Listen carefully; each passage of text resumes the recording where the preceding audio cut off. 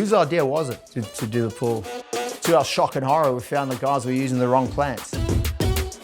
Don't even get me started on the certifier. What better way to create a little Santorini in our backyard? So was it worth it? No. Nice. No.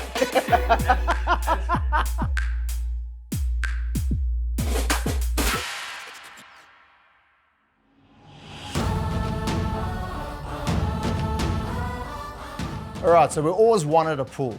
And once we started exploring options, there was just so much scope for what we could do with the backyard. They were absolutely endless. And we ended up drawing our first design on the back of a McDonald's drink tray of all things and handed that to our eventual landscape designer. Watching the guys getting to work was very exciting.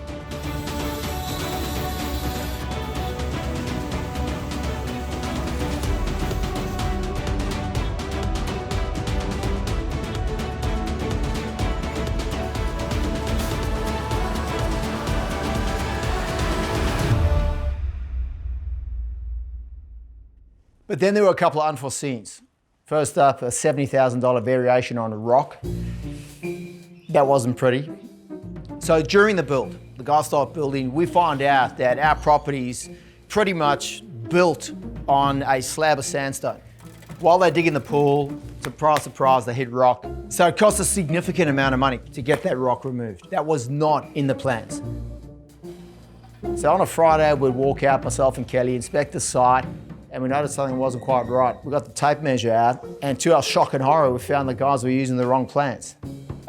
Now, I've been in the building industry for 16 years, and surprise, surprise, this is not uncommon. Yeah, because this is what I want to get across. It's not uncommon. In fact, most guys, it's every job. Make sure that there's one set of plans that everyone has.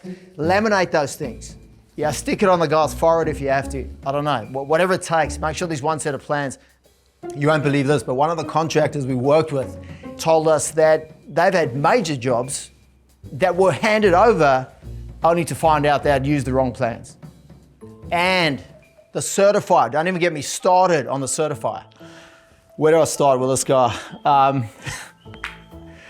was in Japan, phoning the certifier who had certified the job prior to us starting, but then called it non-compliant during the job, which meant we had to go through a variation process and more additional costs. So the certification process and certifiers, can I swear? F***ing nightmare. Is a f***ing nightmare.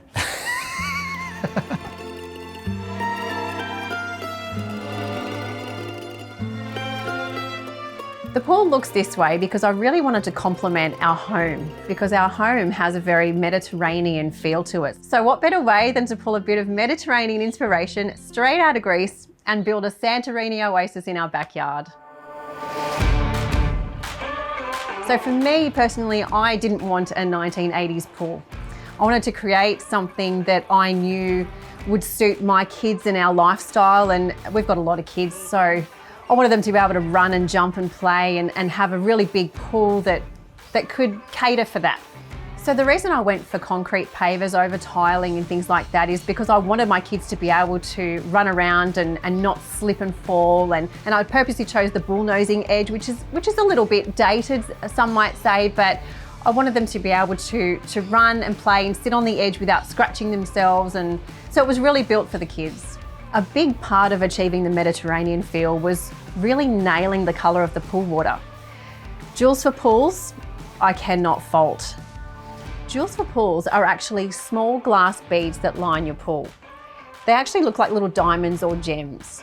So it really made it easy to customise it because we could choose a mixture of colours based on the colour that we wanted to achieve. I personally went with a clear, which looks like proper little diamonds, and with an opal blue, which really gives an aqua look in a really hot summer's day, or when it's raining, it still holds that blue colour, which is really what I wanted. So that means whatever look you're going for, Jewels for Pools will get you there.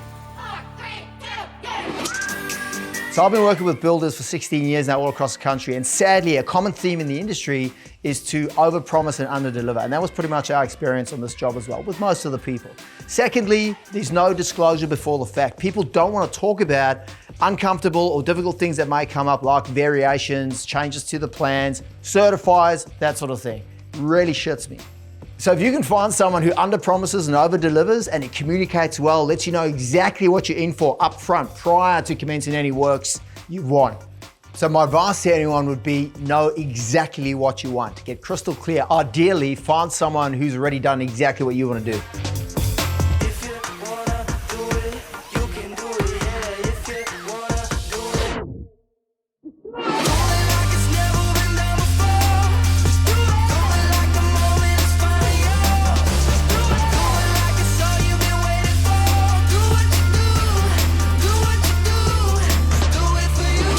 So was it worth it? Oh, the kids absolutely love it. The pool's heated, it's 29 degrees every day. So even in the middle of winter, they'll be swimming. At the end of the day, the outcome was absolutely mind-blowingly out of this world perfection. I really wanted to create that healthy lifestyle that I grew up with in the 80s and the 90s, that outdoorsy, healthy, typically Australian childhood. That's what I wanted for them. It's got an X factor where it literally looks and feels like we're in Santorini. It's got charisma. I'm still trying to catch up on the extent of the transformation because we've taken the ugliest part of our property and converted it into a place of beauty that the family enjoys together.